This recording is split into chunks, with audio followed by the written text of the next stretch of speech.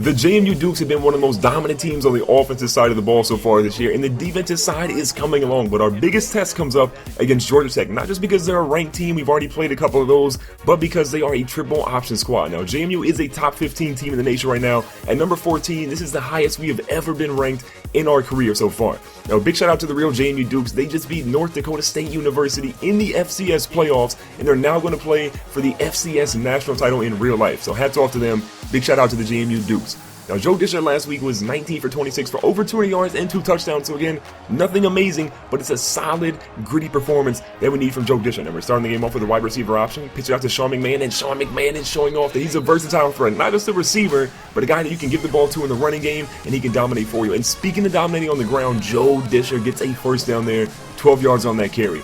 Now on 2nd and 6, the play action fake. Disher with all the time in the world throws one deep, but Ishmael Hyman jumps a little too far back. Griffin picks this one off, and Georgia Tech is already getting things going. We light him up though on the return, but Joe Disher, that's not how we want to start the ball game today. Over 2 and an interception, that's just not going to cut it. Now, Georgia Tech's triple option, as I mentioned earlier, is devastating. They are the number 4 ranked rushing team in the nation, so we have our work to cut out for us because giving up big rushing yards, that's been a problem for us. Now, Rick Adams rolls to the left-hand side. He throws it back, and we hit up Leggett this time on 3rd down. That makes it 4th and 5. Big hit there by Brett Siegel, and oh yeah, the defense is hyped up right now.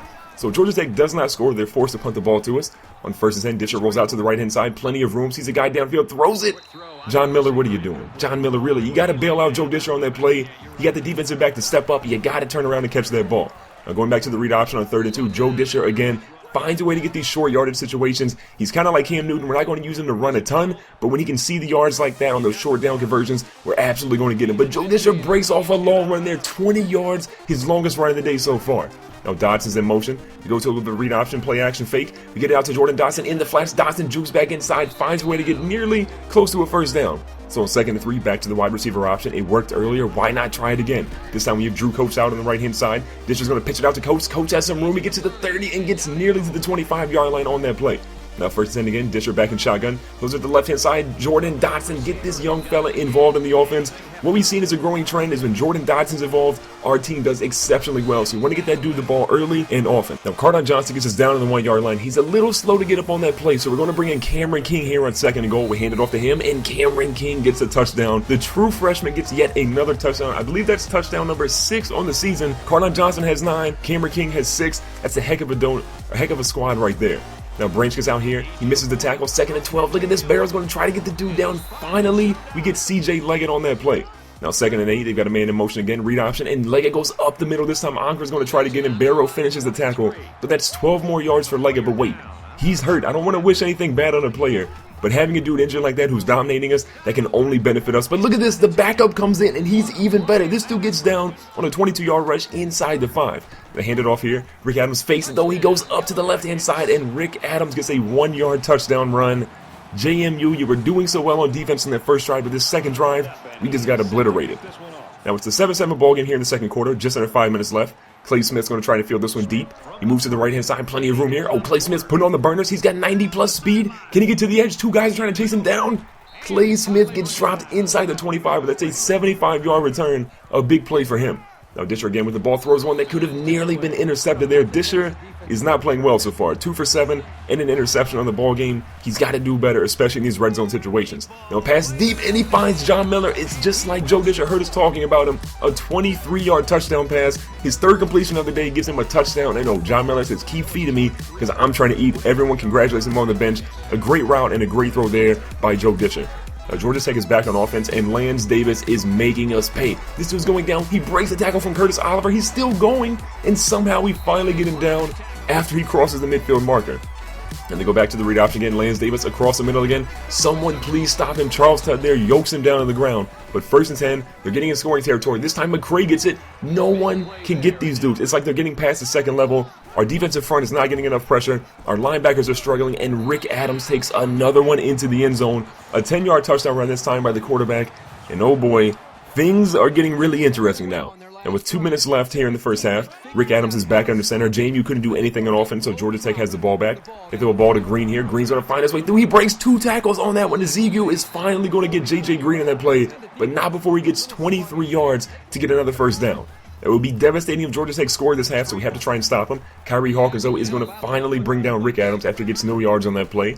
On 2nd and 4, Rick Adams back again. This time he's throwing a 4 pass, and this one's going to go to Branch, but Branch misses it. Brett Siegel in on the tackle, but Georgia Tech gets the first down again. Now with 20 seconds left, Georgia Tech is running out of time here. A big hit, though, by the defensive lineman. Gets a sack to stop him on 3rd down, makes it 4th and 13. We call a timeout. We're going to force them to kick a field goal. Their kicker has not been good this season. This one's going to be close. And that one is going to just barely miss. So going into halftime, it's a 14-14 ball game. JMU is supposed to be the favorite in this game, but they're playing in hostile territory. Can they bounce back? Now, right now, we're getting crushed in the rushing game. We have that turnover. If we can force Georgia Tech to have a turnover or two, we might have a chance to stay in this ball game.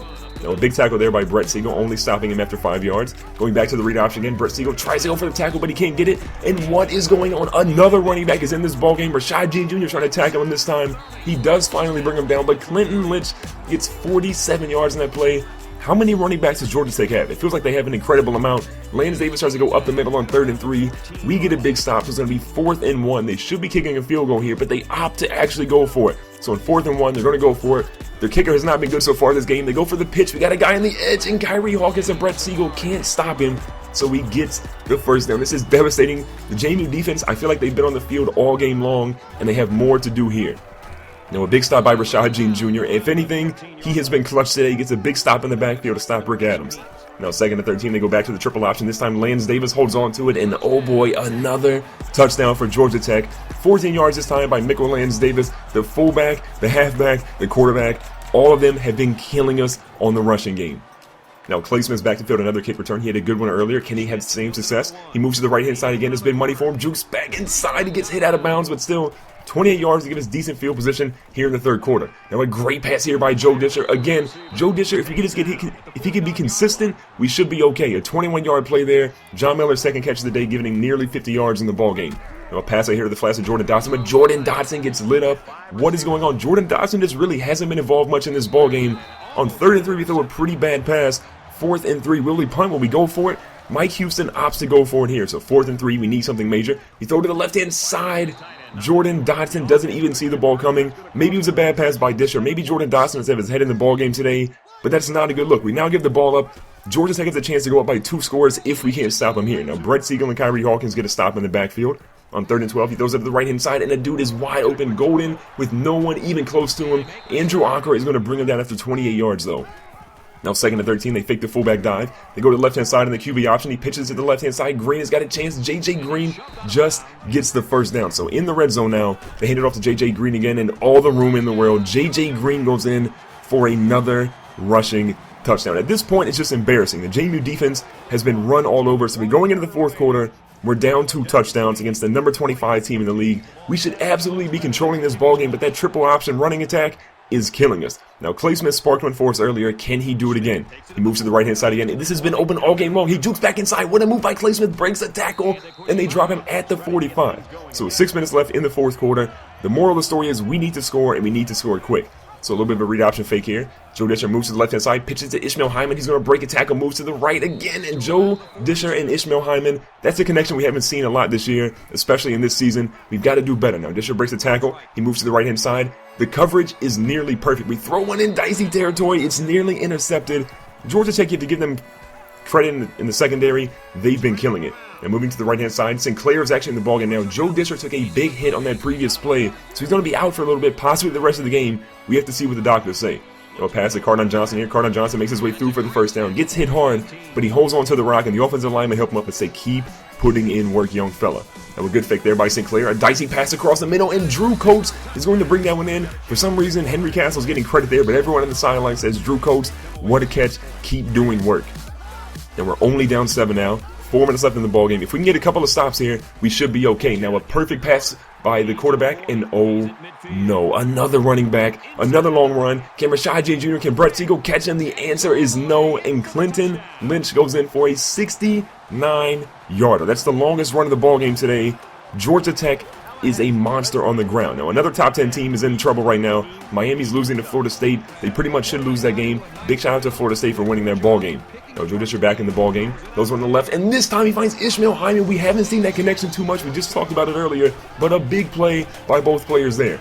Now 1st and 10, Disher's back, still rolls to the right-hand side. Plenty of room, throws it to the right, and Sean McMahon, they say he does get 1 foot down. That's all you need in college football. So his first reception of the game comes with under 4 minutes left in the 4th quarter. Now pass across middle to John Miller. He holds on to that one somehow. Now 3:20 left. Disher across the middle. Disher with the read option. Can Joe Disher get in? There we go, Joe Disher. That's the quarterback that we've been wanting to see. We need you to be consistent in both the running game and in the passing game. Limit those turnovers. And just like that, JMU is back in the ball game. Cameron King saying, look, we can do this. We just got to get a stop on defense. So a little over 3 minutes left here in the 4th quarter. A big run there, but a nice hit there by Rashad Jean Jr. Now in 2nd and 3, Rick Adams fakes the handoff again. Goes to the right-hand side. Charles Tudd whiffs completely. Branches. It looks like he's getting help, but no one's going to call that one. Unfortunately, he does step out of bounds at the 31 yards. Now 1st and 10 with 2 minutes left. Adams is all over the place. Could pitch it to the left-hand side, but he doesn't. We drag him down to make it 2nd and 5, and we use our first time out here. Now in 2nd and 5, a man in motion. Rick Adams is going to fake the handoff again. This time, Rashad Jean Jr. is in there for another tackle. This dude has been all over the field today. Now 35, they line up again, looking for a pass. He's got nobody going. Aries Cole is going to get his first sack of the ballgame. The true freshman, the phenom, comes up with a big play there, only his 2nd tackle of the game. So line up for a field goal. If they make it, the game is over, and this might be the worst miss I have ever seen by a kicker. Georgia Tech, they better recruit a new kicker because this dude has been letting them down all ballgame. Now a pass here by Disher is unfortunately going to be out of bounds. Ishmael Hyman can't get his feet in. He's been horrible today, 9 for 21. Not a good look for Disher. Now going to a halfback swing, Carter Johnson could get hit in the backfield on 3rd and 10, but he finds a way to escape, gets nearly to the 1st down marker. So 6 yards, 4th and 4. We need a conversion, and across the middle we find Ishmael Hyman. Not a ton of catches this year, but the catches he's made so far in this ballgame have been huge. Now 2nd and 10 again for Disher. Moves to the right-hand side, the pressure's in his face. Time is winding out, he's got to get out of bounds. We have no timeouts left, and Disher does a smart thing. He gets out of bounds. Now 3rd and 7, under a minute left. Disher with pressure, steps up in the pocket, and that's not a good move. You got to throw that one. You can't be running up the middle of the field because we have no timeouts, Joe Disher. Now 4th and 6, we need another conversion. This time it's a pass to Jonathan Klusterman. Klusterman is the forgotten tight end because Jordan Dodson has been so money this year. Now on 2nd and 10, we roll to the right-hand side. Plenty of time. Throws it to the... No, Joe Disher. It's a bad throw. If he could have thrown it a little bit deeper, it may have had a better chance to be caught there. But unfortunately, Georgia Tech is going to walk out of here with a huge victory. This was hostile territory. This is an ESPN all-time classic game. But Georgia Tech's Rick Adams goes 5 for 5, has the ball for 23 carries, gets 2 total touchdowns, and ultimately, him and the rest of those fullbacks and halfbacks were the difference in today's ballgame. Now, Chase Sinclair did play pretty well, so we have a little bit of a controversy. A lot of you guys have said, should Chase Sinclair start? Should Joe Disher start? Who knows at this point? Let me know in the comments below what you guys think. Ultimately, the receiving game, Jordan Dodson was not a factor. We have to get this dude the ball more. We go to the defensive side. Rashad Jean Jr., of course, one of our most consistent players, only as a redshirt freshman, putting in a lot of work, as well as Brett Siegel and Andrew Ankara. So we do suffer a loss. We'll see what happens we can do in the next video. Make sure to like, subscribe, and I'll catch you guys soon.